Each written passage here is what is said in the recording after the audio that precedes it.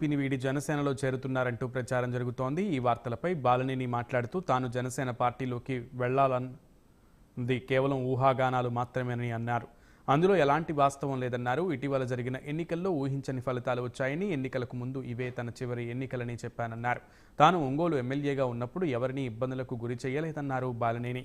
తనకు చేతనైన వరకు ప్రజలకు సహాయం చేశానని, అధికారంలో ఉన్నప్పుడు ప్రతిపక్షంలో ఉన్న నేతలను ఎవరినీ ఇబ్బంది పెట్టలేదన్నారు. రాజకీయం వద్దు అనుకున్నా కానీ మా కార్యకర్తలపై దాడులు చేశాక మళ్లీ రాజకీయాల్లోకి వస్తానన్నారు. వైసీపీ నేతలు టీడీపీలోకి వెళ్ళాక మంచోళ్ల అయ్యారా అని బాలినేని ప్రశ్నించారు. తాను ఒంగోలులోనే ఉంటా, పార్టీ మారేది లేదని తేల్చి చెప్పారు బాలినేని.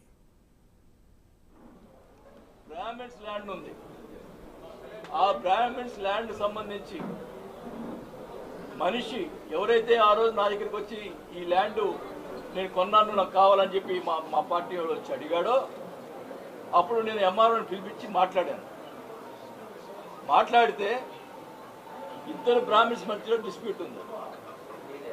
ఒక బ్రాహ్మణ్ అతని దగ్గర ఒంగోలు వెంకట సుబ్బారావు అనే అతని దగ్గర అతను 7 కోట్ల రూపాయల డబ్బులు తీసుకున్నాడు. జనార్దన్ అప్పు తీసుకున్నాడా, ఏం తీసుకున్నాడా, కాగితాలు రాసిచ్చాడు, డబ్బులు రిటర్న్ ఇవ్వలేదు. నేను ఎంఆర్ఓని పిలిచి అడిగాను, ఎవరిది ఈ డిస్ప్యూట్ సంబంధించిన ల్యాండ్ ఎవరిది కరెక్ట్ అంటే ఈ రెండో మూతి అనేది కరెక్ట్ అని చెప్పాడు. అప్పుడు మన పార్టీ ఉన్నటువంటి వెంకటరెడ్డి అనే అతను మన పార్టీలో ఉన్నాడు. అది వాళ్ళకి సంబంధించిందంట, మీరు కొనుక్కున్నామంటే మీ ఇష్టం అని చెప్పన్నాడు. ఆ తర్వాత ఇప్పుడు ఆ వెంకటరెడ్డి తెలుగుదేశం పార్టీలో ఉన్నాడు. ఓకే కమాన్, నేను ఆ భూ కబ్జా చేసి ఉంటే మరి వెంకటరెడ్డికి దాచండి.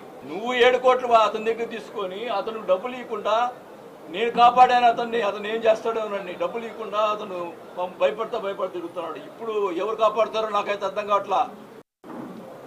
బ్రాహ్మిన్స్ ల్యాండ్ ఉంది. ఆ బ్రాహ్మిన్స్ ల్యాండ్ సంబంధించి